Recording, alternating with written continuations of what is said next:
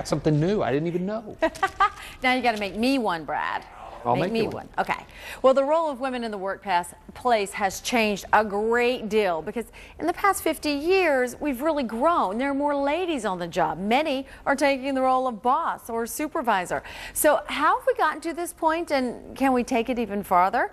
Well, Dr. Tracey Wilen-Daugenti joins me now with some answers. She's the Vice President and Managing Director of the Apollo Research Institute. Good morning. Good morning. I feel like that Virginia Slims commercial, you've come a long way, baby. Yes, we have, and we've taken it even further. So thank you for having me. So, we have come a long way, but even so, there are areas where women are lacking and places where we can grow. How do you suggest that we as women continue to take the lead role? Well, I think women have to realize that there's many more options today than in the past. And I think when people think about workforce, they think about staying in that one company for the long haul and how are they going to do that. But in reality, today, women have pioneered a new kind of career development, the labyrinth, the lattice, the maze, realizing that there are so many more options and stops that you're going to make in your life. So I would rather coach women to think through their own personal career development and what kind of stops are you going to make to get you to an area where you feel fulfilled.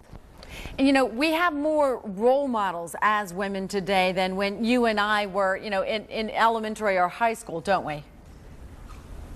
Oh, absolutely. In fact, I've been studying women for many years. And I would always ask women in one of my studies, what influence has your mother had on your career? And women would always point to their father or their brother or some male figure. In this study in 2013, right, well, I did it last year in 2012, when I interviewed these women and asked them the influence of their mother, well, the big surprise was their mother was very influential. In fact, the word mom came up 702 times in this 200 interviews.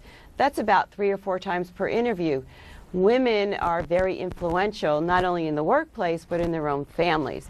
And so what I found is that women looked at their mothers as really pioneers in networking, problem solving, goal setting. There were so many areas that women looked to and talked about how their mother's career path or life path influenced their career choices today. And I think that's a big shift.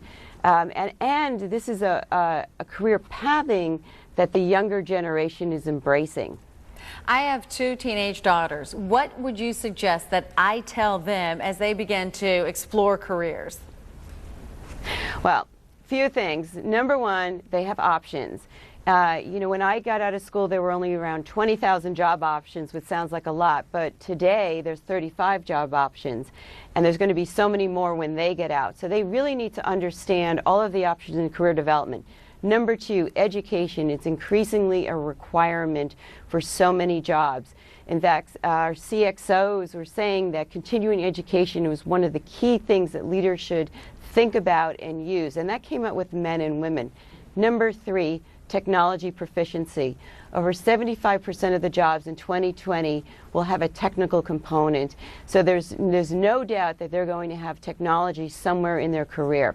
So those would be the 3 pieces of advice I give for them. That's great information. Thank you so much for your perspective. I do appreciate it. Again, Tracey's book is Women Lead: Career Perspectives from the Workplace, from Workplace Leaders. It is available in bookstores everywhere. A student at Winston-Salem State